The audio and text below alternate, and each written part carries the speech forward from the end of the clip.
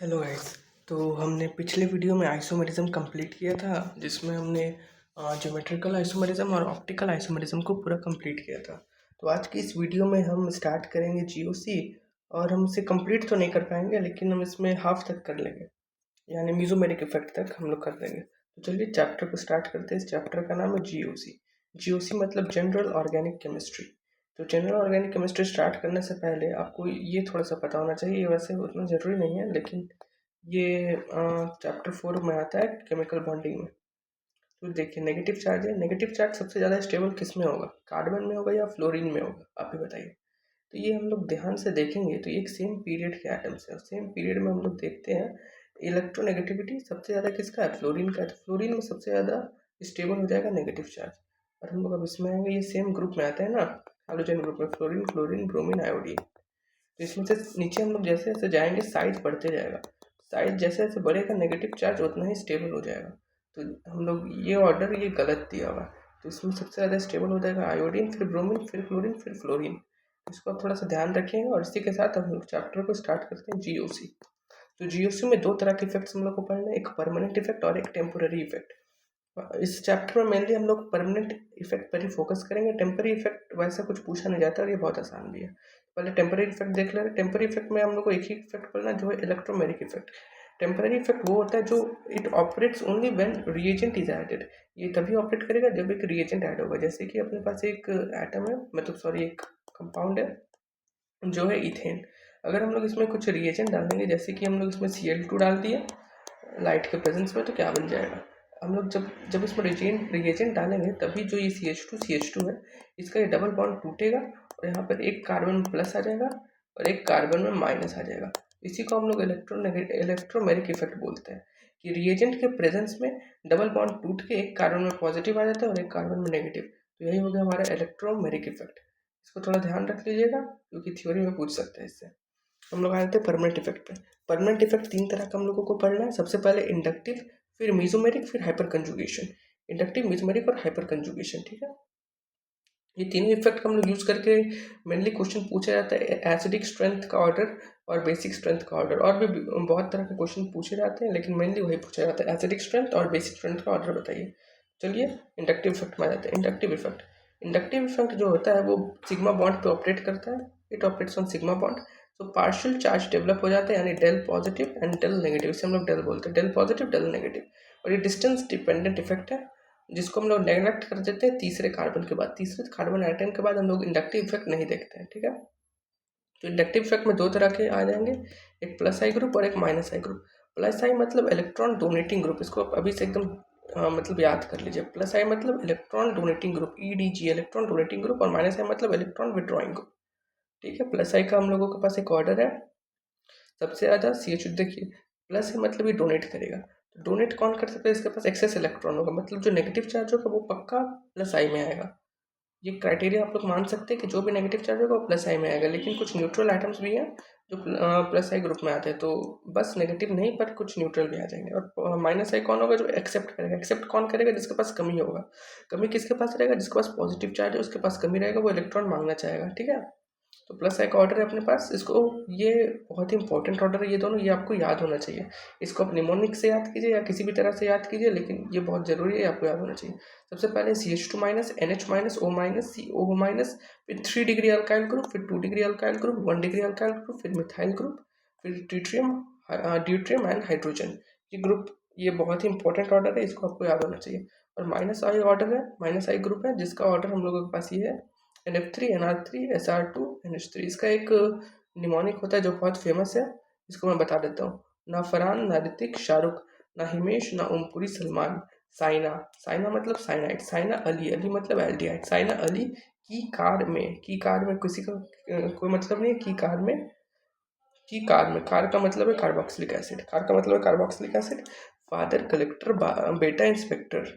Father collector, बेटा inspector. और मतलब ईथर, याद रखिएगा ईथर है। और अल्कोहल की मम्मी, अल्कोहल की मम्मी का कुछ नहीं है, एल्काइन, एल्काइन, एल्काइन नहीं, नहीं मतलब NH2। अल्कोहल की मम्मी एल्काइन नहीं, बेंजीन है, बेंजीन यानी बेंजीन, बेंज और इन से हम लोग टोल्डीन मतलब डबल बॉन्ड। ठीक है, इसको आप याद रख लीजिएगा। ना फरहान ना ऋतिक शाहरुख, ना फरहान ना ऋतिक शाहरुख, ना हिमेश ना ओमपुरी सलमान। साइना मिल्की की कार में फादर कलेक्टर बेटा इंस्पेक्टर और अल्कोहल की मम्मी अल्काइन नहीं बेंजीन है। ये बहुत ही फेमस ट्रिक है, इसको आप ध्यान रख सकते हैं। लेकिन आपको किसी भी तरह से आप याद कीजिए, कोई भी ट्रिक यूज़ कीजिए, लेकिन आपको ये ऑर्डर पक्का याद होना चाहिए। तो चलिए आगे बढ़ते हैं। ये जो हम लोग देखते हैं सबसे ज़्यादा हम लोग प्रायोरिटी देते हैं डिस्टेंस को, फिर नंबर को, फिर पावर को। ये हम लोग कैसे देखेंगे आगे बताते हैं। सबसे पहले to compare the acidic strength of the aliphatic carboxylic acid. ये जो तीनों इफेक्ट हम लोग पढ़ेंगे परमानेंट इफेक्ट्स, उससे हम लोग एसिडिक स्ट्रेंथ ही हम लोग करेंगे, लेकिन इसमें प्रायोरिटी सबका अलग अलग होगा। जैसे सबसे ज़्यादा मेसोमेरिक का होगा, फिर हम लोग हाइपर कंजुगेशन में आएंगे, फिर हम लोग इनएक्टिव में आएंगे। तो चलिए देखते हैं कंपेयर एसिडिक स्ट्रेंथ। सबसे पहले ये है, ये एसिडिक स्ट्रेंथ कैसे हम लोग कंपेयर करेंगे। कोई भी एसिड क्या करता है, अपना हाइड्रोजन लूज कर देता है। जैसे अपना ये हाइड्रोजन लूज कर दिया, जैसे एक मीडियम में, जैसे वाटर में अपना हाइड्रोजन लूज कर दिया, तो इसके पास क्या बचा, ये ग्रुप बच गया प्लस हाइड्रोजन प्लस हाइड्रोजन। तो ये ग्रुप जितना स्टेबल होगा उतना आसानी से ये हाइड्रोजन लीव कर देगा। तो हम लोग को अगर एसिडिक स्ट्रेंथ को अगर कंपेयर करना है, तो हम लोग चेक करेंगे कि ये वाला जो ग्रुप बन रहा है वो कितना स्टेबल है। जैसे ये एक एसिड है, इसी को हम लोग एक कॉन्जुगेट बेस कहते हैं, ठीक है ना। तो जितना स्ट्रॉन्ग एसिड होगा उतना वीक कॉन्जुगेट बेस होगा। तो हम लोगों को चेक करना है कि ये ग्रुप कितना ज़्यादा स्टेबल है, उतना ही ज़्यादा एसिडिक स्ट्रेंथ होगा। तो ये देखिए एसिडिक स्ट्रेंथ मतलब H प्लस आयन का कंसंट्रेशन, उसी को हम लोग Ka से रिप्रेजेंट करते हैं, जो हम लोग आयोनिक इक्विलिब्रियम में पढ़ते हैं। फिर 1/pKa से हम लोग उसी को रिप्रेजेंट करते हैं, और ये इन्वर्सली प्रोपोर्शनल होता है पीएच के। जितना कम पीएच उतना ज़्यादा एसिडिक। तो acidic strength directly proportional to minus I group and inversely proportional to plus I group. यानी जितना इलेक्ट्रॉन एक्सेप्टिंग ग्रुप होगा उतना ज़्यादा एसिडिक स्ट्रेंथ होगा, और जितना इलेक्ट्रॉन डोनेटिंग होगा उतना कम एसिडिक स्ट्रेंथ होगा, ठीक है। सबसे पहले डीएनपी में हम लोग सबसे पहले डिस्टेंस और नंबर दोनों में ये ग्रुप का सेम है। हम लोगों को चेक करना है एसिडिक स्ट्रेंथ। तो H प्लस डोनेट करेगा तो ये क्या बन जाएगा, CO माइनस और COO माइनस। ये ऐसे बन जाएगा COO माइनस COO माइनस। फिर हम लोग ऊपर वाले से देखेंगे, ये जो प्रायोरिटी ऑर्डर है उसके हिसाब से NO2 का ज़्यादा होता है F से, तो NO2 वाला ज़्यादा स्टेबल हो जाएगा। अब इसमें हम लोग आते हैं, इसमें हम लोग DNP में देखते हैं डिस्टेंस नंबर पावर। ये तो प्लस आई वाला ग्रुप है, इसलिए बोल रहा है आपको याद होना बहुत ज़रूरी है। तो प्लस आई वाला ग्रुप है और ये न्यूट्रल है। H1 जो है उसका जीरो इंडक्टिव इफेक्ट होता है, तो सबसे ज़्यादा ये हो जाएगा, ये दोनों में से ये हो जाएगा। लेकिन डिस्टेंस नंबर पावर में दोनों का नंबर सेम है और डिस्टेंस भी सेम है। ये ऐसे है, C इस 3 जगह F है, और बगल वाले में C 3 जगह क्लोरीन है। तो ये दोनों इलेक्ट्रॉन एक्सेप्टिंग ग्रुप है, तो इलेक्ट्रॉन अपने तरफ खींच लेंगे ये लोग। तो जितना अच्छा तरीके से खींचेंगे उतना ज़्यादा स्टेबल होगा कंपाउंड। तो ऑर्डर के हिसाब से हम लोग देख सकते हैं, फ्लोरीन ज़्यादा होगा तो ये वाला ज़्यादा स्टेबल हो जाएगा। तो ये चार में हम लोग चारों को इसी तरह हम लोग कंपेयर कर लिए। हम लोग इसमें आते हैं नीचे वाले में, ये हम लोग एक अल्काइल ग्रुप की तरह ट्रीट करेंगे, तो ये प्लस आई शो करेगा। प्लस आई इन्वर्सली प्रोपोर्शनल होता है, आप देख सकते हो, और आप लॉजिक से भी सोच सकते हैं कि क्यों ये इन्वर्सली प्रोपोर्शनल है। फिर हम लोग ये हम लोग का कौन सा ग्रुप है आप बताइए, कमेंट कीजिए। ये है ईथर ग्रुप। ईथर मैंने आपको बताया था वो माइनस आई में आता है ईथर ग्रुप। ये ईथर ग्रुप है। डिस्टेंस नंबर पावर में हम लोग इसमें सबसे पहले डिस्टेंस में आ जाएंगे, क्योंकि डिस्टेंस सेम नहीं है। मतलब एक्सेप्टिंग ग्रुप है, डायरेक्टली प्रोपोर्शनल होता है एक्सेप्टिंग ग्रुप के। तो एक्सेप्टिंग ग्रुप जितना पास में होगा उतना अच्छा बात होगा। तो ये ज़्यादा पास है इससे, ये दोनों में सबसे ज़्यादा पास ये है ना, तो इसका एसिडिक स्ट्रेंथ ज़्यादा हो जाएगा। हम लोग फोर्थ एग्जाम्पल में आ जाते हैं। हाइड्रोजन का इंडक्टिव इफेक्ट जीरो होता है, N2O का माइनस होता है, तो ये ज़्यादा हो जाएगा। फिर हम लोग इसमें आते हैं अल्काइन, अल्कीन और सिंगल बॉन्ड यानी अल्कीन। अल्काइन का ज़्यादा होता है, मैंने आपको बताया था। अल्काइन कहाँ गया, ये है अल्काइन, ये है अल्कीन। ये दोनों का ज़्यादा होगा, सबसे कम हो जाएगा अल्केन का। फिर अल्कोहल वाले चैप्टर में जो क्लास 12 का सेकंड चैप्टर ऑर्गेनिक का, उसमें आप लोग को ये डिटेल में पढ़ना है, लेकिन इसमें थोड़ा सा बस ओवरव्यू देने का कोशिश किया गया। To compare the acidic strength of the alcohols, ठीक है। अल्कोहल एसिडिक कब होगा, जब वो H प्लस डोनेट करेगा, यानी अगर ये एक अल्कोहल है तो ये H प्लस डोनेट करने के बाद O माइनस हो जाएगा। तो जितना ज़्यादा स्टेबल हो जाएगा O माइनस, उतना ज़्यादा उसका एसिडिक स्ट्रेंथ हो जाएगा, ठीक है। तो ये O माइनस यहाँ पर आ गया, और ये इलेक्ट्रॉन डोनेटिंग ग्रुप से, ठीक है ना। ये अल्काइल ग्रुप से 3 डिग्री है ये, और ये सॉरी ये 2 डिग्री है, यहाँ पर कुछ नहीं है, 2 डिग्री हो गया ये, और ये 1 डिग्री हो गया। ये डिग्रीज वाला आपको IUPAC नॉमेनक्लेचर ये सबसे पहले चैप्टर में बताया जाता है कि डिग्री हम लोग कैसे चेक करते हैं। याद रखिएगा, सारा कंपाउंड का डिग्री हम लोग एक तरह से चेक करते हैं, और NH2 का डिग्री हम लोग एक तरह से चेक करते हैं। ये आप लोग लेक्चर देखेंगे तो समझ में आ जाएगा, ठीक है। ये 3 डिग्री अल्काइल ग्रुप है, तो इसका सबसे ज़्यादा कम हो जाएगा, फिर 2 डिग्री, फिर 1 डिग्री। एसिडिक स्ट्रेंथ का ऑर्डर देखिए, AS मतलब एसिडिक स्ट्रेंथ, सबसे ज़्यादा इसका है, फिर इसका, फिर इसका है। फिर pH inversely proportional to acidic strength होता है, क्योंकि जितना ज़्यादा पीएच उतना ज़्यादा बेसिक कैरेक्टर हो जाता है। तो सबसे ज़्यादा पीएच ए है क्योंकि वो सबसे ज़्यादा बेसिक है, ठीक है। To compare the basic strength, acidic strength हमने जैसा चेक किया था, बेसिक स्ट्रेंथ जैसे उसके अपोजिट हो जाएगा। बेसिक स्ट्रेंथ ये आप लोग को वो अमाइंस वाले चैप्टर में पढ़ना होगा जो क्लास 12 में आता है। ये तीनों अमाइंस का मेनली बेसिकली अमाइंस का पूछा जाता है, और एसिडिक स्ट्रेंथ में अपना अल्कोहल्स, कार्बोक्सिलिक एसिड, और एसिडिक स्ट्रेंथ का बहुत वैरायटी होता है, लेकिन बेसिक स्ट्रेंथ मेनली अमाइंस में ही पूछा जाता है, ठीक है। तो अगर गैस फेज में हम लोग को पूछा जा रहा है तो 3 डिग्री सबसे ज़्यादा, फिर 2 डिग्री, फिर 1 डिग्री। और बेसिक स्ट्रेंथ डायरेक्टली प्रोपोर्शनल होता है प्लस आई ग्रुप के, क्योंकि इलेक्ट्रॉन जितना डोनेट करेगा NH2 में, जितना इलेक्ट्रॉन डोनेशन होगा उतना अच्छा से ये दूसरे को डोनेट कर देगा और उसका बेसिक स्ट्रेंथ ज़्यादा हो जाएगा, ठीक है ना। तो 3 डिग्री का सबसे ज़्यादा, फिर 2 डिग्री का, 1 डिग्री का इन दी गैसियस फेज। और फिर ये हम लोग एक्वस मीडियम में देख रहे हैं। एक्वस मीडियम में जहाँ पर पानी है, अगर R मिथाइल है, अगर RNH2 होता है ना, अगर R इसमें से मिथाइल है तो ऑर्डर ये हो जाएगा 2 1 3, 2 डिग्री, 1 डिग्री, 3 डिग्री। NH2R है अपने पास, अगर R इथाइल है तो ऑर्डर ये हो जाएगा 2 3 1। ये ऑर्डर आप अच्छे से ध्यान रखिएगा क्योंकि इससे शॉर्ट एक क्वेश्चन रहता है नीट में। हम लोग अब देखते हैं आगे, stability of the carbocation, carbanion and free radical. Carbocation मतलब उसको इलेक्ट्रॉन का कमी है, तो उसको जितना इलेक्ट्रॉन डोनेट मिलेगा वो उसके लिए उतना अच्छा बात है, इसलिए वो उतना स्टेबल हो जाएगा। कार्बोनाइन मतलब इलेक्ट्रॉन एक्सेस है, जो से ज़्यादा एक्सेप्ट करेगा इलेक्ट्रॉन तो उसके लिए अच्छा बात है, तो डायरेक्टली प्रोपोर्शनल टू माइनस आई। उसी तरह फ्री रेडिकल और कार्बोकटायन का हमेशा सेम रहता है, हर चीज़, ये बात आप हमेशा ध्यान रखिएगा। फ्री रेडिकल और कार्बोकटायन का, कार्बोनाइन का अलग रहता है, ठीक है। हम लोग अब आगे बढ़ते हैं हाइपर कॉन्जुगेशन।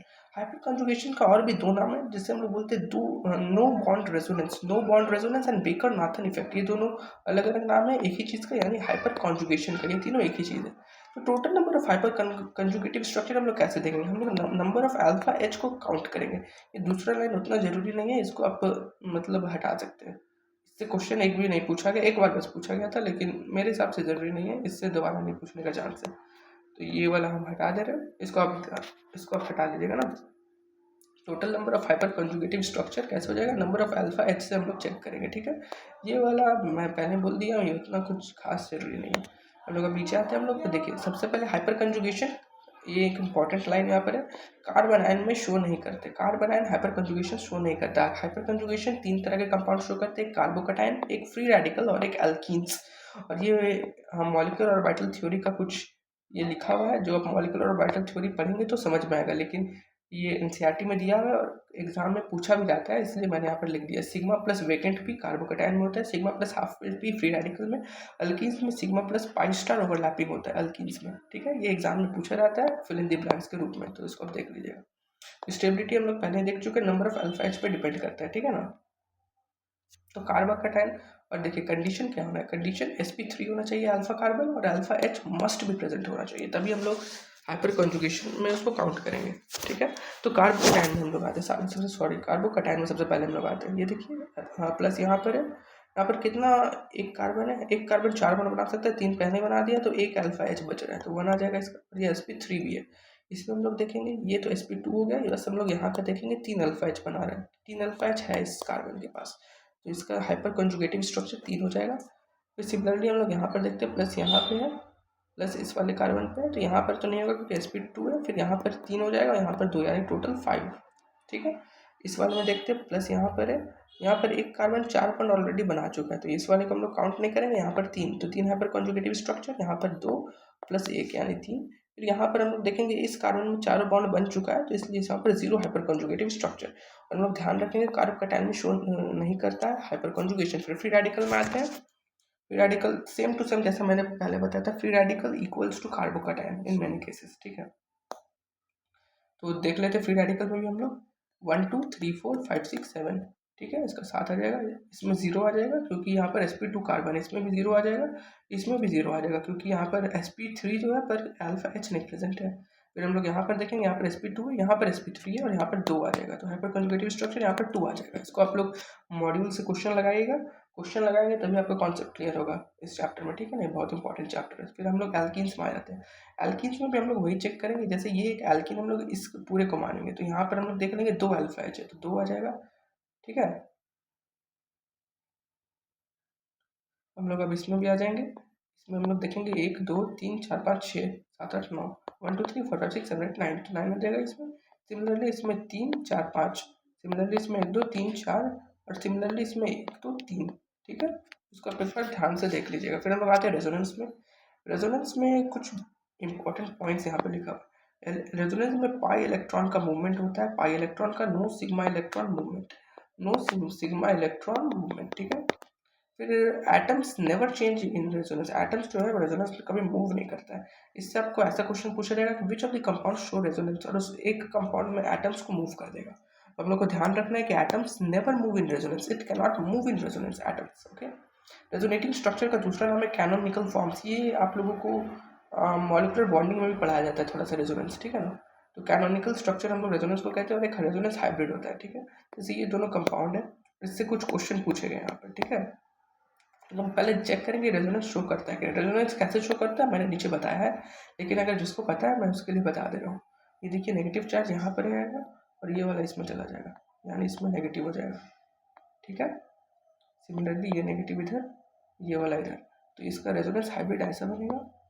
तीनों यहाँ पर हम लोग पार्शियल सिंगल बॉन्ड, यानी ये 1.5 इसका बॉन्ड ऑर्डर आ जाएगा। हम लोग देख लेते हैं स्टेबिलिटी में। स्टेबिलिटी सबसे ज़्यादा होगा रेजोनेंस हाइब्रिड का compare to the resonating structure और दी कैनोनिकल फॉर्म्स। फिर सिमिलरली एनर्जी और स्टेबिलिटी का हम लोग हमेशा ध्यान रखेंगे कि ऑर्डर हमेशा उल्टा चलता है। तो स्टेबिलिटी का जो ऑर्डर है एनर्जी का, वो उसका उल्टा ऑर्डर हो जाएगा, ठीक है। तो delocalisation of the pi electrons in the conjugated system, ये रेजोनेंस का बहुत इंपॉर्टेंट लाइन है। रेजोनेंस जब भी हम लोग पढ़ते हैं ये लाइन हम लोग हमेशा ध्यान में रखते हैं। Delocalisation of the pi electron in the conjugated system. अब क्वेश्चन ये अराइज करता है कि कॉन्जुगेटेड सिस्टम क्या होता है। तो कॉन्जुगेटेड सिस्टम क्या होता है वो मैंने यहाँ पर बताया है। कॉन्जुगेटेड सिस्टम देख लीजिए, सबसे पहले ऐसा हो सकता है, ऐसा होता है, ऐसा हो सकता है, ठीक है। इसको हम लोग कॉन्जुगेटेड सिस्टम कहते हैं। अगर यहाँ पर ऑर्बिटल खाली हो या प्लस हो या नेगेटिव हो, ठीक है, ये वाला यहाँ पर उठ के आ जाएगा और ये वाला यहाँ चला जाएगा, और जो यहाँ पर स्टार्टिंग में था वो यहाँ पर आ जाएगा। सिमिलरली ये वाला देखिए, ये वाला इधर आएगा, ये वाला इधर आएगा। यहाँ पर ये लूज कर रहा है तो पॉजिटिव, यहाँ पर आएगा तो नेगेटिव। फिर एक बैक बॉन्डिंग बहुत इंपॉर्टेंट केस बनता है, डी ऑर्बिटल रेजोनेंस। ये डी ब्लॉक में भी पढ़ना है तो थोड़ा सा ध्यान से सुन लीजिएगा, बस थोड़ा सा बताएंगे इसके बारे में। Back bond resonance, back bond resonance में पी पाई बॉन्ड बन जाता है।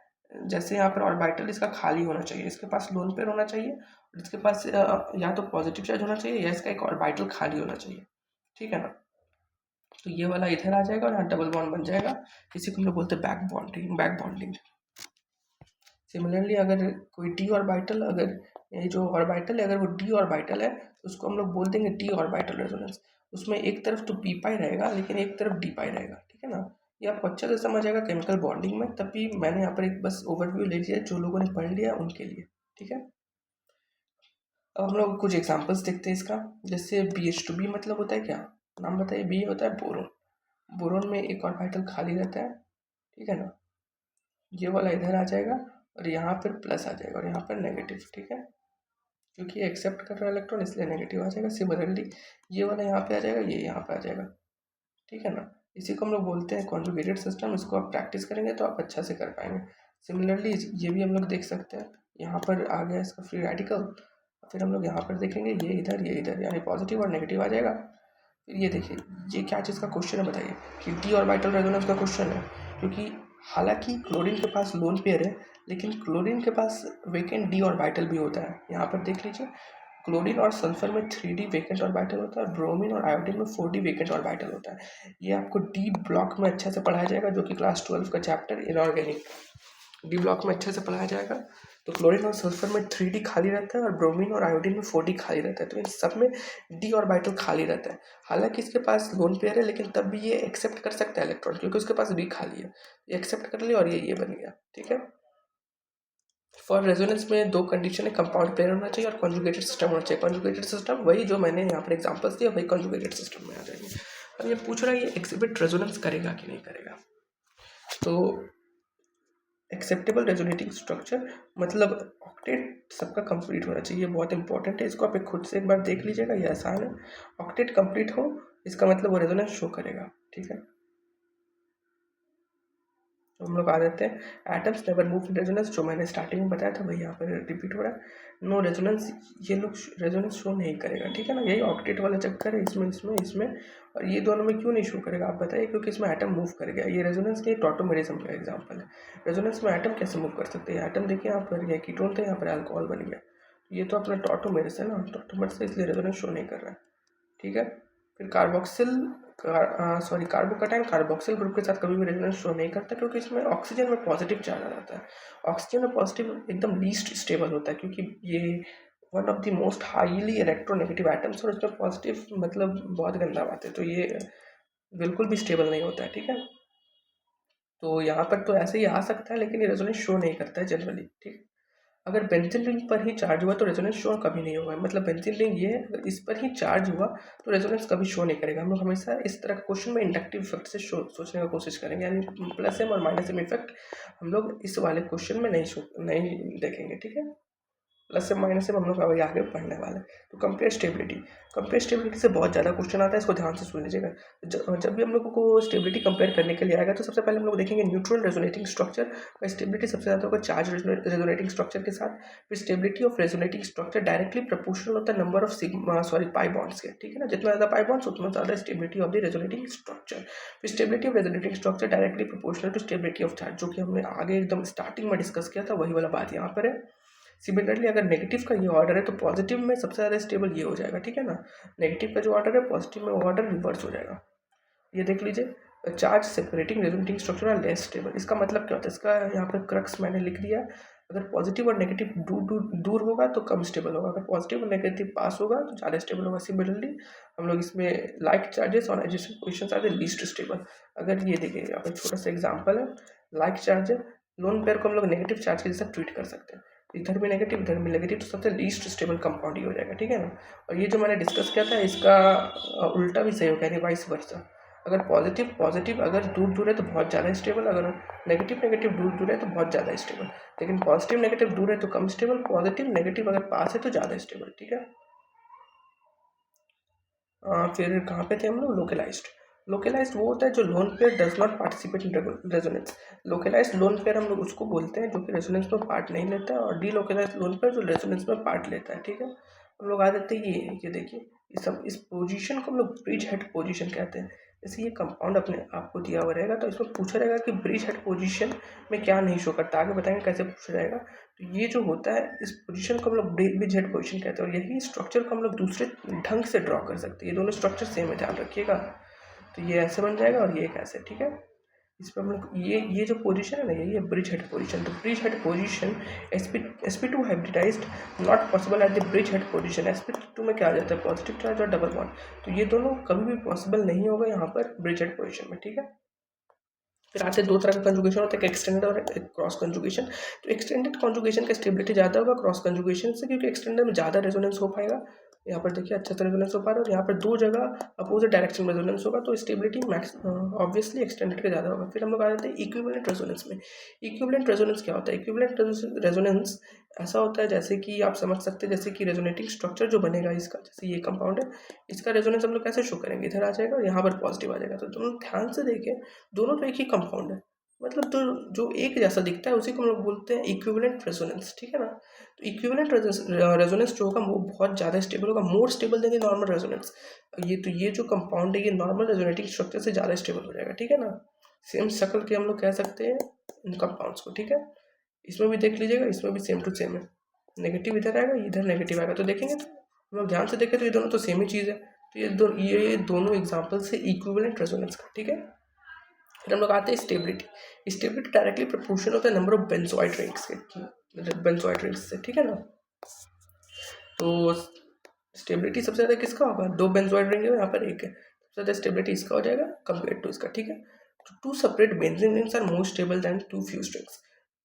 सबसे कम स्टेबिलिटी इसका, फिर ज़्यादा इसका और सबसे ज़्यादा इसका, क्योंकि इसमें दो अलग अलग बेंजीन रिंग से कनेक्टेड है, दोनों फ्यूज्ड रिंग्स है, ठीक है। ये कुछ इंपॉर्टेंट चीज़ बता रहा हूँ, इससे क्वेश्चन पूछने का चांस रहता है इसीलिए, ठीक है ना।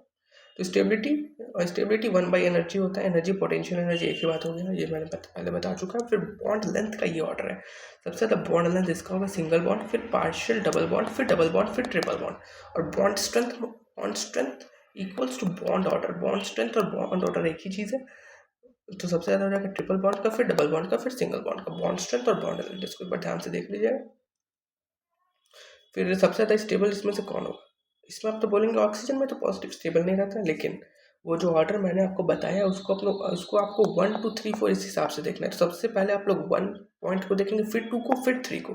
तो ये जो पॉइंट है ये 3 पे आता है, लेकिन सबसे पहला पॉइंट क्या है? न्यूट्रल। तो ये तो पहले ही मैं सुलट गया, ये न्यूट्रल है जो ज़्यादा स्टेबल है, और इसमें एक पाई बॉन्ड है, इसमें भी एक पाई बॉन्ड है, लेकिन ये न्यूट्रल है तो ज़्यादा, सॉरी इसमें 2 पाई बॉन्ड है। ध्यान से देखिए, इसमें 2 पाई बॉन्ड है, इसमें एक पाई बॉन्ड है। तो ये तो 1 और 2 से ये जीत गया इससे, ठीक है। तो हम लोग सीक्वेंस वाइज ये जो रूल्स मैंने बताया आपको, उसको आपको सीक्वेंस वाइज देखना है, ठीक है ना। सबसे पहले इस रूल को, फिर इस रूल को, फिर इस रूल को, ठीक है। चलिए हम लोग कहाँ पर थे, एग्जाम्पल्स हम लोग कुछ देखते थे ना। ये वाला एग्जाम्पल हो चुका था, अभी एग्जाम्पल इसमें भी हम लोग ध्यान से देखेंगे। इसमें देखिए सबसे पहले न्यूट्रल तो दोनों में से कोई नहीं है, पाई बॉन्ड्स भी दोनों में सेम है, एक एक पाई बॉन्ड है दोनों में। अब हम लोग देखेंगे अब इसमें ये वाला रूल काम आ जाता है। ऑक्सीजन में जो पॉजिटिव चार्ज है वो लीस्ट स्टेबल होता है, और कार्बन डाइऑक्साइड में रिलेटिवली जो होता है वो ज़्यादा स्टेबल होता है। तो इसमें ये ऑर्डर हो जाएगा इसका। Stability of the resonating structure हम लोग पढ़ रहे हैं, ध्यान रखिएगा, ठीक है। फिर हम लोग इसमें आ जाते हैं, ये न्यूट्रल है और 2 डबल बॉन्ड है, 2 पाई बॉन्ड है, सिमिलरली ये हो जाएगा। फिर हम लोग इसमें आ जाते हैं और देखिए ये वाला, ये तीनों एक ही एग्जाम्पल का है ना। ये सबसे लास्ट में हो जाएगा। क्यों ये लास्ट में हुआ? क्योंकि पॉजिटिव और नेगेटिव दूर दूर है, इसीलिए वो लास्ट में हुआ, ठीक है। पहले हम लोग पाई बॉन्ड चेक करेंगे, फिर चार्ज चेक करेंगे। बहुत ही इंपॉर्टेंट लाइन है, अगर आप क्वेश्चन सॉल्व करेंगे तभी आप इसको मास्टरी कर पाएंगे। बस लेक्चर देखने से नहीं होगा, इसको क्वेश्चन सॉल्व कीजिएगा तभी आप मास्टरी कर पाएंगे इसको, ठीक है। फिर नॉट रेजोनेंस, रेजोनेंस ये शो नहीं करेगा। क्यों नहीं शो करेगा ये आप कमेंट सेक्शन में बताइएगा। मैं अगर नहीं समझ में आएगा तो बताइएगा, मैं इसको एक्सप्लेन कर दूंगा, ठीक है। फिर हम लोग आते हैं mesomeric effect. All the mesomeric effect are resonance, ये ट्रू स्टेटमेंट है, पर all the resonance effect are mesomeric ये एकदम फॉल्स स्टेटमेंट है, ठीक है ना। तो मीजोमेरिक इफेक्ट जो होता है वो 2 तरह का होता है। जैसे इंडक्टिव इफेक्ट 2 तरह का होता है, वैसे ही मीजोमेरिक इफेक्ट भी 2 तरह का होता है, एक प्लस एम इफेक्ट और एक minus M effect. Plus M effect कौन शो करेगा ये भी पूछा जाता है क्वेश्चन में। तो प्लस एम इफेक्ट वो शो करेगा जिसका पहला एटम के पास लोन पेयर होगा। जैसे कि ये देखिए, OH ग्रुप है, NH2 ग्रुप है, फिर X ग्रुप है यानी हाइड्रोजन ग्रुप है, फिर CH2। इसका पहले एटम के पास लोन पेयर है, तो ये प्लस M ग्रुप शो करेगा। इसका मतलब क्या होगा? इसका मतलब ये कि एक रिंग से अटैच्ड है, ठीक है ना। प्लस M मतलब जनरली हम लोग रिंग कंपाउंड्स के लिए, बेंजीन के लिए देखते हैं। इसका मतलब ये एक बेंजीन रिंग के साथ अटैच्ड है और इसके पास लोन पेयर है, तो प्लस M इफेक्ट शो करेगा। माइनस M इफेक्ट कौन शो करेगा? अगर पहले एटम में पाई बॉन्ड होगा तो वो शो करेगा माइनस M इफेक्ट, ठीक है। इसमें लोन पेयर तो बिल्कुल नहीं है, पर इसमें पाई है तो माइनस एम, इसमें 2 पाई है तो ये भी माइनस एम शो करेगा। इसमें ये एक CH2 ग्रुप है, CH2 यानी एल्डिहाइड ग्रुप है, ठीक है। स्टीफन रिएक्शन आप इससे थोड़ा ध्यान रख सकते हैं, स्टीफन रिएक्शन आता है अपना एल्डिहाइड चैप्टर में, ठीक है। तो इसमें डबल बॉन्ड है तो ये शो करेगा माइनस एम ग्रुप, ठीक है, माइनस एम इफेक्ट, सॉरी। फिर अल्काइल ग्रुप, अल्काइल ग्रुप जो होता है वो प्लस एम इफेक्ट शो तो करता है, पर किसकी वजह से? प्लस एच की वजह से। प्लस एच मतलब क्या हो गया? हाइपर कॉन्जुगेशन की वजह से वो मीजोमेरिक इफेक्ट शो करते हैं, यानी प्लस एम इफेक्ट वो शो करता है प्लस एच यानी हाइपर कॉन्जुगेशन की वजह से, ठीक है। और CH3 minus M due to minus H effect, ठीक है। फिर हम लोग आते हैं, ये जो कंपाउंड्स हैं, ये जो दोनों मैंने एग्जांपल्स लिखे हैं, वो प्लस एम भी शो करते हैं और माइनस एम भी शो करते हैं। देख लीजिए इसमें लोन पेयर भी और डबल बॉन्ड भी, लोन पेयर भी डबल बॉन्ड भी है, प्लस एम माइनस एम दोनों शो करेगा, ठीक है। फिर प्लस एम पावर हम लोग कंपेरिजन में आता है, कौन ज़्यादा मतलब अच्छा डोनेशन देगा इलेक्ट्रॉन को बेंजीन रिंग में। तो plus M power directly proportional होता है एक्सटेंट ऑफ ओवरलैपिंग। फिर एक्सटेंट ऑफ ओवरलैपिंग हम लोग कैसे चेक करते हैं? एक्सटेंट ऑफ ओवरलैपिंग हम लोग चेक करते हैं, जिसका साइज कंपेरेबल होगा तो एक्सटेंट ऑफ ओवरलैपिंग ज़्यादा होगा। तो आप पूछेंगे कि साइज कंपेरेबल, पर किससे कंपेरेबल? साइज कंपेरेबल इससे हम लोग रेफरेंस लेते हैं कार्बन को, कार्बन से हम लोग साइज कंपेयर करते हैं, जिसका साइज ज़्यादा कंपेरेबल होगा उसका एक्सटेंट ऑफ ओवरलैपिंग ज़्यादा होगा। तो जिसका एक्सटेंट ऑफ ओवरलैपिंग ज़्यादा होगा तो उसका प्लस एम पावर ज़्यादा होगा। इसको आप ध्यान से देख लीजिएगा, इससे क्वेश्चन जरूर पूछा जाता है। तो साइज का ऑर्डर क्या है? सबसे ज़्यादा कार्बन, फिर नाइट्रोजन, फिर ऑक्सीजन, ठीक है ना। क्योंकि एक पीरियड में हम लोग जैसे पढ़ते हैं जेड इफेक्टिव बढ़ते जाता है, जेड इफेक्टिव जैसे जैसे बढ़ेगा साइज छोटा होते जाएगा, ठीक है। तो साइज सबसे ज़्यादा कार्बन का आ जाएगा। प्लस एम पावर में देखिए, कार्बन से नाइट्रोजन का साइज ज़्यादा कंपेरेबल है ऑक्सीजन के कंपैरिजन में, ठीक है ना। तो कार्बन प्लस एम पावर का क्या है ऑर्डर? सबसे पहले NH2, फिर OH, फिर SH, ठीक है ना। ये कुछ ऐसा रहता है, कार्बन, नाइट्रोजन, ऑक्सीजन, यहाँ पर सल्फर रहता है ना, साइज नीचे जाने से बढ़ता है, इधर आने से घटता है। ये पीरियोडिक टेबल चैप्टर 3 क्लास 11 का कॉन्सेप्ट है, इसको आप ध्यान से देख लीजिएगा, ठीक है। तो हम लोग कहाँ थे, हम लोग थे plus M power extend of overlapping, ठीक है। ये वाला एग्जांपल है। फिर सिमिलरली ये एग्जांपल है, फ्लोरीन का ज़्यादा कंपेरेबल होगा साइज कार्बन से एज कम्पेयर टू आयोडीन, क्योंकि आयोडीन बहुत नीचे पहुँच जाएगा ना, और कार्बन का तो ये ग्रुप है, सॉरी ये पीरियड है, और नीचे अपना ग्रुप इधर है आयोडीन, ठीक है। बहुत ज़्यादा साइज का डिफरेंस आ जा रहा है। सिमिलरली प्रायोरिटी हम लोग किसको देखते हैं, इलेक्ट्रॉन डेंसिटी को, यानी जिसमें नेगेटिव चार्ज होगा उसको हम लोग ज़्यादा प्रायोरिटी देंगे एज कम्पेयर टू साइज। अगर साइज को हम लोग बस देखते तो NH के बाद सीधे NH2 आ जाना चाहिए, लेकिन इसमें माइनस चार्ज है, यानी इलेक्ट्रॉन डेंसिटी ज़्यादा है, तो हम लोग प्लस M इफेक्ट सबसे ज़्यादा उसी का हो जाएगा, ठीक है ना। और देखिए हम लोग नेगेटिव में भी साइज को ध्यान रखते हुए देखें, तो इसको आप फिर से वीडियो रिपीट करके सुनिएगा, क्योंकि ये एक इंपॉर्टेंट पॉइंट है, ठीक है। फिर प्लस एम इफेक्ट और minus M effect does not operate on meta position, ये बहुत ही ज़्यादा इंपॉर्टेंट लाइन है। जो प्लस एम और माइनस एम इफेक्ट होता है वो मेटा पोजिशन में ऑपरेट नहीं करता है। जैसे कि ये अपना बेंजीन रिंग है, ये यहाँ पर कुछ कंपाउंड है जैसे कि OH, तो ये अपना ऑर्थो पोजिशन हो गया, ये अपना मेटा पोजिशन हो गया, ये आपका पैरा पोजिशन हो गया, ठीक है ना। और नंबरिंग हम लोग को करना हुआ तो 1 2 3 4, सेकंड पोजिशन को ऑर्थो, थर्ड पोजिशन को मेटा, फोर्थ पोजिशन को पैरा हम लोग कहते हैं, ठीक है। ये सब आपको पता होना चाहिए और होपफुली आपको पता होगा भी, ठीक है। तो ये वाला पॉइंट हम लोग डिस्कस कर चुके हैं, plus M minus M effect does not operate on the meta position. फिर electron density on the ring, ये क्वेश्चन पूछा गया कि इन सारे कंपाउंड्स में इलेक्ट्रॉन डेंसिटी रिंग में सबसे ज़्यादा किसका, यानी बेंजीन रिंग में सबसे ज़्यादा इलेक्ट्रॉन डेंसिटी किसका है, तो उसी का होगा जो डोनेट करेगा, जो ग्रुप जो होगा वो इलेक्ट्रॉन डोनेट करेगा, तो बेंजीन रिंग में उसका डेंसिटी ज़्यादा हो जाएगा, उसी हिसाब से हम लोग देखेंगे। प्लस एम इफेक्ट शो कर रहा है, क्यों शो कर रहा है, क्योंकि इसमें लोन पेयर है, इसमें भी लोन पेयर है, लेकिन इन दोनों में सबसे ज़्यादा प्रायोरिटी किसका होगा, जिसका साइज कंपेरेबल होगा, ज़्यादा कंपेरेबल होगा कार्बन से। तो NH2 यानी नाइट्रोजन का साइज ज़्यादा कंपेरेबल है कार्बन से एज कम्पेयर टू ऑक्सीजन, जिसकी वजह से ये एनालिन, इस कंपाउंड को हम लोग एनालिन करते हैं, इसको फिनॉल। तो एनालिन का एनालिन में इलेक्ट्रॉन डेंसिटी ज़्यादा हो जाएगा as compared to phenol. Similarly ये नॉर्मल बेंजीन है और ये NO2 है। NO2 का हम लोग अगर स्ट्रक्चर बनाएंगे तो ये ऐसा रहता है, ठीक है ना। इसमें पाई बॉन्ड है और इसमें इलेक्ट्रॉन डेंसिटी नहीं होगा, ठीक है ना, जिसकी वजह से ये शो नहीं करेगा। जो NO2 होता है वो एक ऑड कार्बन कंपाउंड होता है, जो होपफुली आपने पढ़ चुका होगा केमिकल बॉन्डिंग चैप्टर में। चलिए फिर प्लस एम माइनस आई, ये जो कंपाउंड्स हैं उनका प्लस एम डोमिनेट करता है माइनस आई पे। माइनस आई हमने स्टार्टिंग में पढ़ा था इंडक्टिव इफेक्ट में, तो इस चैप्टर में हमें सारा चीज़ को लिंक करके चलना है ना। तो plus M effect minus I से ज़्यादा होता है इन कंपाउंड्स के लिए, ठीक है।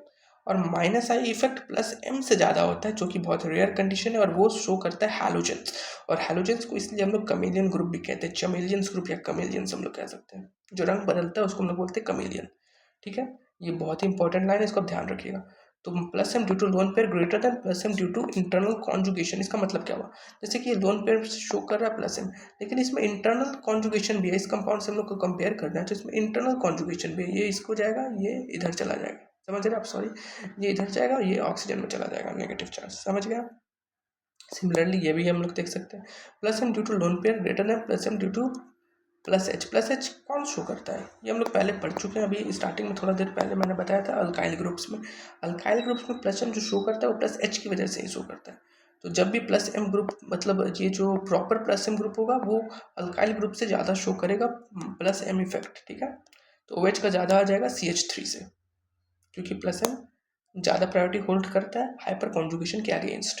तो इलेक्ट्रॉन डेंसिटी सबसे ज़्यादा हम लोग किस पे देखेंगे, ये देखिए एक बहुत अच्छा यहाँ पर लिखा हुआ है, इलेक्ट्रॉन डेंसिटी मतलब जो इलेक्ट्रॉन डोनेट करेगा बेंजीन में, इलेक्ट्रॉन कौन डोनेट करेगा, प्लस एम ग्रुप्स, यानी प्लस एम ग्रुप्स और प्लस आई ग्रुप्स इन्वर्सली किस, प्लस एम और प्लस आई इन्वर्सली किस में आ जाएगा, माइनस एम और माइनस आई, ठीक है। हम लोग को इसमें कंपेयर करना है इलेक्ट्रॉन डेंसिटी सबसे ज़्यादा किसका है, किसमें, बेंजीन रिंग में सबसे ज़्यादा किसका हो जाएगा, और ये लोग पता करते हैं। जब भी ये क्वेश्चन है, जब भी इस तरह का क्वेश्चन है, ये जो ग्रुप आपको दिया हुआ है आपको नीचे इसके बारे में पूरा लिख लेना है। जैसे कि इसका ये ग्रुप का प्लस एम ज़्यादा होगा माइनस आई से, जो मैंने यहाँ पर बताया था उस हिसाब से, ठीक है ना। प्लस एम ज़्यादा हो जाएगा माइनस आई से। Similarly for OH plus M greater than minus I, and NO2 उसके लिए भी NO2 का माइनस एम ग्रुप होगा, ठीक है ना। माइनस एम ग्रुप है क्योंकि डबल बॉन्ड है, और ये माइनस आई में शो करता है। माइनस आई का ऑर्डर आपको एकदम रटा होना चाहिए, तभी आप डिफ्रेंशिएट कर पाएंगे। सिमिलरली क्लोरीन, और क्लोरीन क्या आता है, ये कमेलियन ग्रुप यानी हैलोजन है, हैलोजन का माइनस आई ज़्यादा होता है प्लस एम से। अब हम लोग को पूछ रहा था कि कौन ज़्यादा डोनेट करेगा, तो प्लस एम हमेशा डोनेटिंग होता है, और ये इंटरनल कॉन्जुगेशन और ये ड्यू टू लोन पेयर है, तो इसका ऑर्डर हो जाएगा 2 1 2 सॉरी 2 1 4 2 1 4 5 3, ये इसका ऑर्डर है, ठीक है। चेक भी कर सकते हैं 2 1 4 5 3, ठीक। सिमिलरली हम लोग इसमें भी चेक कर सकते हैं। सबसे पहले जो ग्रुप दिया है उसके बाद में हम लोग को सारा चीज़ नीचे लिख लेना है। OH जो है प्लस एम शो करता है और माइनस आई भी शो करता है, लेकिन उसका प्लस एम ज़्यादा होता है। सिमिलरली इसका भी प्लस एम ग्रेटर देन होता है माइनस आई से। सिमिलरली CH3 का प्लस एच ज़्यादा होता है प्लस आई से, ठीक है ना। ये थोड़ा सा इंपॉर्टेंट है। CH3 का प्लस एच ज़्यादा होता है प्लस आई से। तो ये नॉर्मल बेंजीन, प्रॉपर बेंजीन है। फिर एक क्लोरीन है। जब भी आप लोग बनाएंगे एक ना एक क्वेश्चन तो इससे रहेगा ही। ये क्लोरीन वाला चाहिए तो क्लोरीन वाला आप बार बार करके प्रैक्टिस कर लीजिए। क्लोरीन का माइनस आई ग्रेटर देन होता है प्लस एम से, ठीक है। तो इसमें इलेक्ट्रॉन डेंसिटी किसका ज़्यादा होगा? बेंजीन रिंग का। वो इसी का ज़्यादा होगा जो इलेक्ट्रॉन को डोनेट करेगा। सबसे ज़्यादा डोनेट कौन करेगा? सबसे ज़्यादा इन दोनों में से OH डोनेट करेगा, ठीक है। 1 तो 1 2 3 4 5, ठीक है। इसका ऑर्डर ये हो गया 1 2 3 4 5। चेक भी कर सकते हो आप, ठीक है। फिर हम लोग आते हैं एक बहुत ही इंपॉर्टेंट एग्जाम्पल पे, जिसको कॉन्सेप्ट पे, जिसका नाम है ऑर्थो इफेक्ट। ऑर्थो इफेक्ट आप लोग अच्छा से पढ़ेंगे। कहाँ पे पढ़ेंगे बताइए? ऑर्थो इफेक्ट आप लोग पढ़ेंगे कार्बोक्सिलिक एसिड चैप्टर में, जो कि एल्डिहाइड चैप्टर के अंदर आता है, ठीक है। तो ऑर्थो इफेक्ट में क्या होता है? COOH यानी कार्बोक्सिलिक एसिड में M इफेक्ट से पहले हम लोग ऑर्थो इफेक्ट को सोचते हैं, ठीक है ना। ये लाइन को ध्यान रखिएगा। फिर देखिए ortho effect. Due to this acidic strength of ortho substituted benzoic acid derivative increases irrespective of the plus and minus group. Ortho effect मतलब क्या होगा? अगर ऑर्थो पोजीशन, अगर एक कार्बोक्सिलिक एसिड है अपने पास, अगर एक कार्बोक्सिलिक एसिड है COOH, अगर इसमें ऑर्थो पोजीशन में कोई भी ग्रुप अटैच होगा, कोई भी मतलब बल्कि ग्रुप अटैच होगा, तो उसका एसिडिक स्ट्रेंथ सबसे ज़्यादा होगा, इररिस्पेक्टिव कि जो ये ऑर्थो पोजीशन है, इररिस्पेक्टिव कि ये जो ऑर्थो पोजीशन है उसमें कोई भी ग्रुप हो, यानी प्लस एम ग्रुप हो या माइनस एम ग्रुप हो या माइनस आई ग्रुप हो या प्लस एच ग्रुप हो, इन सब के इररिस्पेक्टिव अगर वो बल्कि ग्रुप है तो उसका एसिडिक स्ट्रेंथ सबसे टॉप में रहेगा। तो यही है basically ortho effect. Due to this, acidic strength of ortho-substituted benzoic acid derivative increases irrespective of the plus M or the minus M group, ठीक है। तो ये देखिए, ये हम लोग पहले पढ़ चुके हैं आइसोमेरिज्म में, ये वाला ऑर्डर, ठीक है ना। ये ऑर्डर हम लोग किस में पढ़े थे? आप कमेंट करके बताइएगा, ठीक है। ये जी एक रैंडम नंबर है, रैंडम अल्फ़ाबेट है। तो ये जो है ये ऑर्थो इफेक्ट शो नहीं करते क्योंकि ये बल्कि ग्रुप नहीं है। बल्कि ग्रुप में ये मतलब नॉन बल्कि ग्रुप है। इसका क्या क्या है? HDT hydrogen deuterium tritium OH NH2FCN, OH alcohol NH2FCN side, ठीक है। तो ये देखें यहाँ पर, ये ऑर्थो इफेक्ट को लिखा हुआ है। अगर ये जी नहीं होते तो ये शो करेगा, ठीक है।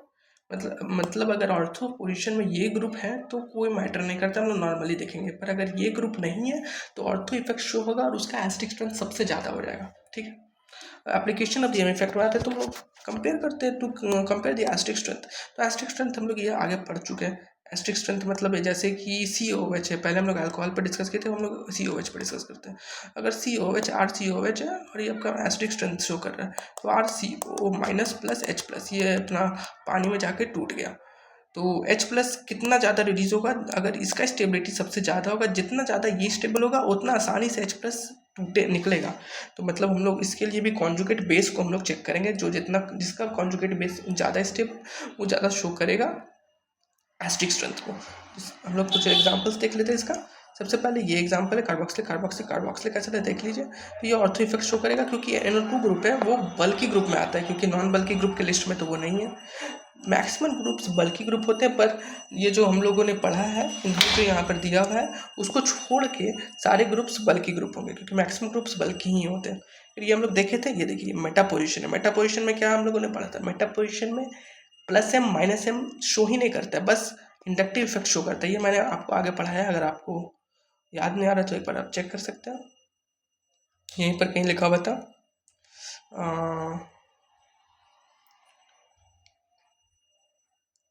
यहीं पर कहीं तो लिखा हुआ था ना, अभी मैंने आपको बताया भी था कि मेटा पोजीशन पे ऑर्थो इफेक्ट, मेटा पोजीशन में ये शो नहीं करता है प्लस एम और माइनस एम।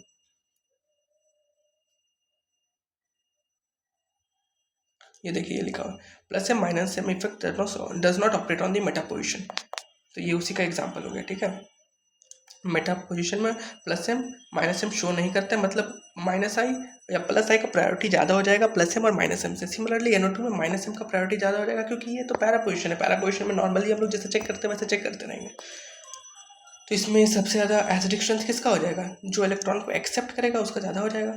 तो इलेक्ट्रॉन को कौन एक्सेप्ट करेगा? सबसे पहले तो ऑर्थो इफेक्ट है सबसे ज़्यादा इसका, फिर 3 2, तो 1 3 2 इसका आ गया। सिमिलरली हम लोग इसमें आ जाएंगे। ऑर्थो इफेक्ट ये सब ऑर्थो इफेक्ट का एग्जांपल है, ठीक है ना। तो ऑर्थो इफेक्ट हम लोग कैसे देखेंगे अभी मैंने आपको बता दिया, लेकिन ऑर्थो इफेक्ट में साइज जितना ज़्यादा आइटम का रहेगा ऑर्थो इफेक्ट उतना प्रॉपर शो करेगा। तो सबसे ज़्यादा साइज इसका है, तो 3 to 1 इसका आंसर हो जाएगा। 3 to 1 ये देखिए यहाँ पर लिखा हुआ भी है 3 to 1। फिर ऑर्थो इफेक्ट में हम लोग देखेंगे, अगर 2 ग्रुप ऑर्थो इफेक्ट में प्रेजेंट है तो एक ग्रुप से ज़्यादा वो शो करेगा। 2 ग्रुप है एडजेसेंट नहीं है, मतलब आसपास है, आस पड़ोस में है, तो ये ऑर्थो इफेक्ट ज़्यादा शो करेगा कंपेयर टू दिस, क्योंकि इसमें 3 डिग्री अल्काइल है और इसमें 1 डिग्री है, लेकिन 2 जगह है, तो 2 जगह है तो वो ज़्यादा हम लोग प्रायोरिटी देंगे उसको। और अगर साइड चेन यानी जो ऑर्थो पोजिशन में उसका साइज बढ़ते जाएगा तो वो ज़्यादा ऑर्थो इफेक्ट शो करेगा, ठीक है। तो ये हम लोग अब आगे बढ़ते हैं। हम लोग आते हैं कुछ हाइड्रोजन बॉन्डिंग का केस होता है। हाइड्रोजन बॉन्डिंग जो होता है वो एसिडिक स्ट्रेंथ को बढ़ा भी सकता है और घटा भी सकता है। अगर प्रोडक्ट में हाइड्रोजन बॉन्ड शो होगा तो एसिडिक स्ट्रेंथ बढ़ेगा, लेकिन अगर हाइड्रोजन बॉन्ड अगर रिएक्टेंट में प्रेजेंट होगा तो एसिडिक स्ट्रेंथ घट जाएगा। जैसे कि इसका 2 बहुत ही इंपॉर्टेंट केस बन जाता है। ये कुछ एग्जांपल्स है वही ऑर्थो इफेक्ट को नहीं, मतलब प्लस एम और माइनस एम इफेक्ट को लेके। इसको हम लोग लास्ट में डिस्कस करते हैं, इसको एक बाउंड्री बना देते हैं इसको, ठीक है। चलिए हम लोग इसको डिस्कस करते हैं जो हम लोग कर रहे थे। हाइड्रोजन बॉन्डिंग जैसे कि ये हाइड्रोजन बॉन्डिंग क्या अभी शो करेगा? नहीं शो करेगा, क्योंकि ये मतलब जैसे कि ये रिएक्टेंट है, लेकिन हाइड्रोजन बॉन्डिंग शो कर रहा है? नहीं कर रहा है। अगर ये पानी में हम लोग डालें तो H+ को ये रिलीज कर देगा और यहाँ पर एक O- बन जाएगा। O- और इस H में हाइड्रोजन बॉन्डिंग हो जाएगा, यानी प्रोडक्ट इसका ज़्यादा स्टेबल होगा तो एसिडिक स्ट्रेंथ इसका बढ़ जाएगा। तो ये OH जो होता है वो एक नॉन बल्की ग्रुप होता है। ये ऑर्डर आप देख सकते हैं, ये जो OH है ये इसमें आता है, तो ये नॉन बल्की ग्रुप में इंक्लूड होता है, ठीक है।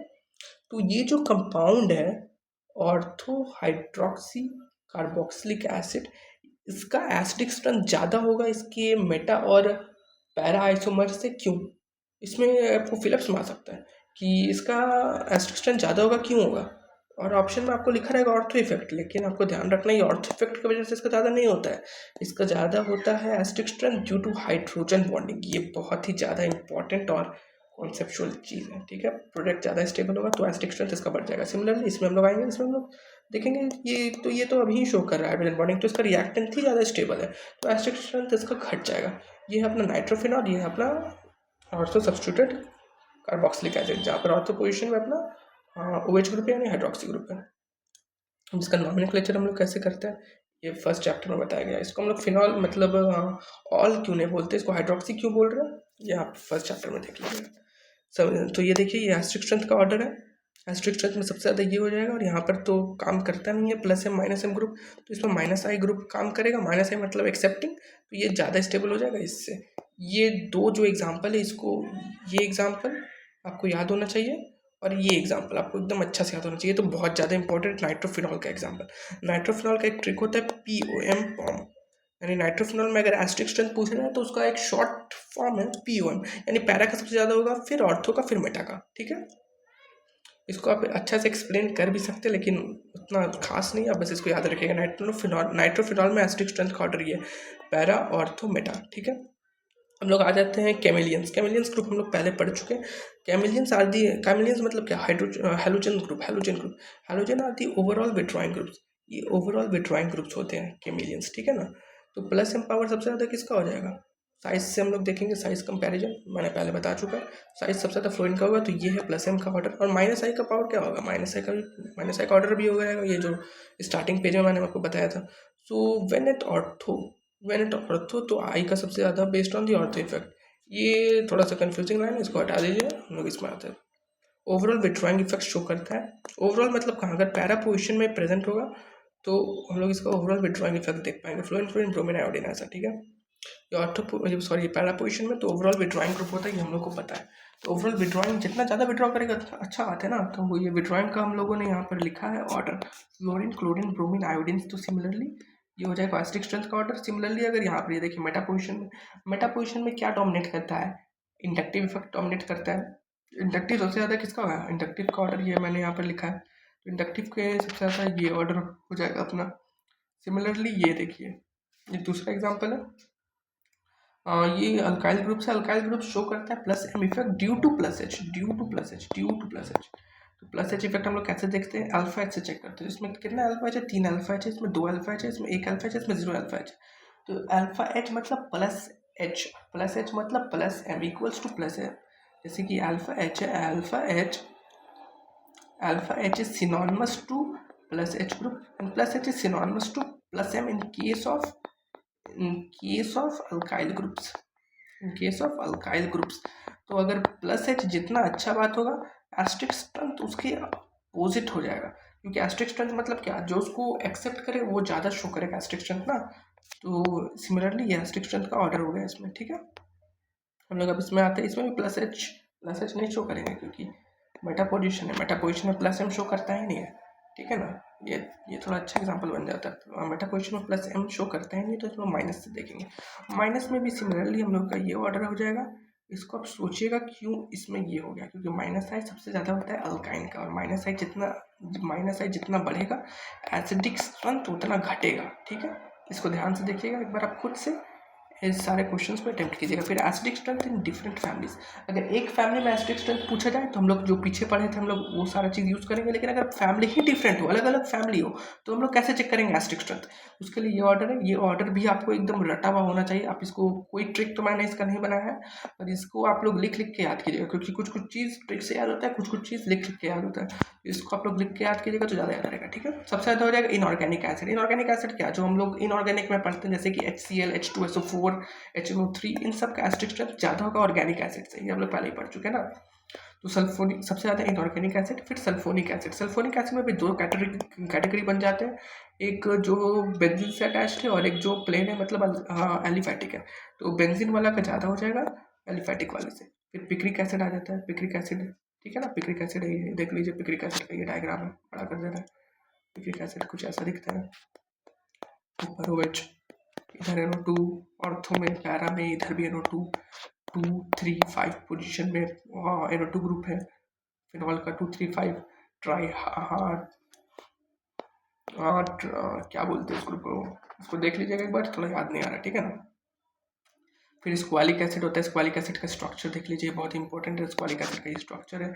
सिमिलरली फिर डाइनाइट्रोफिनॉल, फिर कार्बोक्सिलिक एसिड, ठीक है ना। कार्बोक्सिलिक एसिड में अगर सबसे ज़्यादा इसका होता है, फिर इसका क्यों होता है, इसको आप थोड़ा सोचिएगा, क्योंकि जो फिनॉल होता है वो एक्सेप्टिंग ग्रुप नहीं होता है, डोनेटिंग ग्रुप होता है। अगर डोनेट कर देगा ये, इसकी वजह से इसका एसिडिक स्ट्रेंथ घट जाएगा, ठीक है। फिर कार्बोनिक एसिड, H2CO3, फिर मोनोनाइट्रोफिनॉल में भी हम लोग ऑर्डर पढ़ चुके हैं आगे। इसका ऑर्डर ये देखिए, यहाँ पर हम लोग पढ़ चुके हैं। मोनोनाइट्रोफिनॉल में POM जो ऑर्डर है, फिर फिनॉल आ जाएगा, फिर अमोनियम आ जाएगा, ठीक है, फिनॉल अमोनियम। फिर ये एक इंपॉर्टेंट ऑर्डर है जो आप लोग अल्कोहल चैप्टर में पढ़ेंगे, chapter 2 of the class 12। Organic water का जो एसिडिक स्ट्रेंथ होता है सारे अल्कोहल से ज़्यादा होता है, एक्सेप्ट फॉर क्या बोलते हैं उसको, मिथाइल अल्कोहल, ठीक है। फिर अल्काइन हो जाएगा, फिर अमोनिया, फिर अल्किन, और फिर अल्किन। ये ऑर्डर आपको एकदम अच्छा से याद करना है, इसका आप स्क्रीनशॉट ले लीजिए, और इस ऑर्डर, ये जो ऑर्डर है उसको अच्छा से एक बार देख लीजिएगा, ठीक है। फिर हम लोग एप्लीकेशन आते हैं, check feasibility of the reaction आगे प्रोसीड करेगा या नहीं करेगा, इसका फिजिबिलिटी हम लोग कैसे चेक करें। फिजिबिलिटी चेक करने का एक ही condition, reaction will proceed in that direction जहाँ पर वीकर एसिड प्रोड्यूस हो रहा है। Reaction will proceed in the production of the weaker acid, जहाँ जहाँ वीकर एसिड प्रोड्यूस हो रहा है वहीं पर रिएक्शन प्रोसीड करेगा। स्ट्रॉन्ग एसिड से अगर वीक एसिड बन रहा है तो ही रिएक्शन प्रोसीड करेगा, अगर वीक एसिड से स्ट्रॉन्ग एसिड बन रहा है तो रिएक्शन प्रोसीड नहीं करेगा, ठीक है। तो NaNH और NH2, NaNH2 टेस्ट, इसको हम लोग चेक कर सकते हैं, ये इनऑर्गेनिक केमिस्ट्री में आता है। स्ट्रॉन्ग एसिड में अगर हम लोग Na और हीट दे दें, NaH डाल दें, NaNH2 और हीट डाल दें, इसमें भी हीट डाल दें, तो क्या बन जाएगा, Na1 बन जाएगा, Na और इसमें हाइड्रोजन बनता है। हाइड्रोजन लोग जानते हैं सबसे वीकेस्ट एसिड होता है, तो ये दोनों जो है सबके साथ हो जाएगा, ठीक है। इसमें मैंने लिखा है Na हीट और NaH से सभी एसिड रिएक्ट करेंगे, ठीक है। पर NaNH2 में वही करेंगे जिनका एसिडिक स्ट्रेंथ अमोनिया से ज़्यादा होगा, ठीक है ना। एसिडिक स्ट्रेंथ अमोनिया से ज़्यादा होगा तभी रिएक्शन होगा, क्यों होगा, क्योंकि अगर एसिडिक स्ट्रेंथ अमोनिया से ज़्यादा होगा तभी ना वो, मतलब अमोनिया से स्ट्रॉन्ग एसिड होगा। और हम लोग आगे पढ़ चुके हैं कि स्ट्रॉन्ग एसिड से ही हमेशा वीक एसिड बनता है। ये एक कॉन्सेप्ट है, क्राइटेरिया है, इसका कोई लॉजिक तो नहीं है मेरे पास, लेकिन मेरे हिसाब से ये एक कॉन्सेप्ट है, तो इसको आप ध्यान रखिएगा। स्ट्रॉन्ग एसिड से ही हमेशा वीक एसिड बनता है। तो ये रिएक्शन कौन शो करेगा? जिसका एसिडिक स्ट्रेंथ अमोनिया से ज़्यादा होगा वो शो करेगा। सिमिलरली फॉर NaOH, NaOH से अगर हम लोग रिएक्ट करेंगे तो वाटर बनेगा। तो ये रिएक्शन कौन शो करेगा? जिसका एसिडिक स्ट्रेंथ ये जो एसिडिक स्ट्रेंथ वाटर से ज़्यादा हो। तो इसको हम लोग देख सकते हैं सारे अल्कोहल ये रिएक्शन शो नहीं करेंगे एक्सेप्ट फॉर वन अल्कोहल। कौन सा वो अल्कोहल है? वो है मिथाइल अल्कोहल। क्यों? क्योंकि ये वाटर हमने यहाँ पर पढ़ा है। सारे अल्कोहल का एसिडिक स्ट्रेंथ पानी से कम है, लेकिन except for the methyl alcohol. तो मिथाइल अल्कोहल ये रिएक्शन शो करेगा और कोई नहीं करेगा। वही रिएक्ट करेंगे जिसका एसिडिक स्ट्रेंथ वाटर से ज़्यादा होगा, ठीक है ना। NaOH टेस्ट, फिर NaHCO3 यानी Na bicarbonate test, sodium bicarbonate test. तो HA एक अपने पास एसिड है, बाइकार्बोनेट में डाल दिए और H2CO3 बने यानी कार्बोनिक एसिड बना। कार्बोनिक एसिड जब भी बनेगा उसको हम लोग ब्रिस्क इफर्वेसेंस कहेंगे, क्योंकि कार्बोनिक एसिड इस फॉर्म में नहीं रहता है, वो पानी में फर्दर टूट जाता है कार्बन डाइऑक्साइड और वाटर में। तो कार्बन डाइऑक्साइड बाहर आ जाएगा और अपने को एक मिल्की कलर दिखने लगेगा टेस्ट ट्यूब में, जिसको हम लोग ब्रिस्क इफर्वेसेंस कहते हैं, ठीक है। तो NaHCO3 ऐसे एसिड के साथ रिएक्ट करेंगे जिसका एसिडिक स्ट्रेंथ NaHCO3 से ज़्यादा हो। एसिडिक स्ट्रेंथ NaHCO3 से ज़्यादा। NaHCO3 कहाँ पर आता है? ठीक है ना, NaHCO3 मतलब H2CO3 से, यहाँ पर H2CO3 होना चाहिए, शायद तो गलती से मैंने लिख दिया। H2CO3 से जिसका एसिडिक स्ट्रेंथ ज़्यादा होगा। H2CO3 ये रहा। H2CO3 से जिसका एसिडिक स्ट्रेंथ ज़्यादा है वही सब शो करेगा ये वाला टेस्ट, NaHCO3 टेस्ट, ठीक है। तो पैरानाइट्रो, ये एक एक्सेप्शन बनता है यहाँ पर, एक इंपॉर्टेंट एक्सेप्शन है। पैरानाइट्रोफिनॉल हालांकि इसका एसिडिक स्ट्रेंथ H2CO3 से कम होता है, लेकिन ये शो करता है NaHCO3 टेस्ट, ठीक है। तो कार्बोक्सिलिक एसिड शो करता है इस टेस्ट को, बट फिनॉल शो नहीं करता है। ये देखिए H2CO3 यहाँ पर है, कार्बोक्सिलिक एसिड उससे ज़्यादा एसिडिक है और फिनॉल उससे कम एसिडिक है। तो carboxylic acid test, NaHCO3 test carboxylic acid show कर देगा पर फिनॉल शो नहीं करेगा। तो ये इन दोनों कंपाउंड्स को डिफ्रेंशिएट करने के लिए एक बहुत इंपॉर्टेंट टेस्ट हो जाता है। इसको भी आप लोग फर्दर आगे पढ़ेंगे क्लास 12 में। तो कार्बोक्सिलिक एसिड इस टेस्ट को गिव करेगा, but phenol does not give NaHCO3 test, ठीक है। एक्सेप्ट ये वाला थोड़ा सा ध्यान रख लीजिएगा, पैरानाइट्रोफिनॉल देख लीजिए एक बार, इसको भी दिखा दें। कार्बोनिक एसिड सारे मोनोनाइट्रोफिनॉल का कम होता है acidic strength except for paranitrophenol. Paranitrophenol जो है वो शो करेगा कार्बोक्सिलिक एसिड टेस्ट, ठीक है। तो ये वाला देख लीजिए, एक एसिड है और ये कॉन्जुगेट बेस है, जो मैंने स्टार्टिंग में बताया था वही वाला। ये एसिड जो है H+ डोनेट करता है। ये कौन सा मीडियम है? एक्वस मीडियम है, ठीक है ना।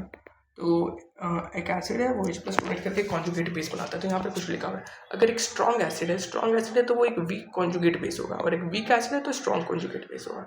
ये एक इन्वर्स रिलेशन चलता है, इसको आप ध्यान रख लीजिएगा, ठीक है। तो चलिए, वीडियो थोड़ा लंबा हो गया है, अब मिलते हैं हम लोग नेक्स्ट लेक्चर में, जिसमें इस चैप्टर को कंप्लीट किया जाएगा। तो हम लोग मिलते हैं नेक्स्ट लेक्चर में। चलिए, तब तक के लिए okay bye. Continue in the next part. Next part में इसको हम लोग कंप्लीट करेंगे। ये थोड़ा सा लेक्चर लंबा हो गया पर ये जरूरी भी था, ठीक है ना। चलिए मिलते हैं नेक्स्ट बार, तब तक के लिए ओके बाय।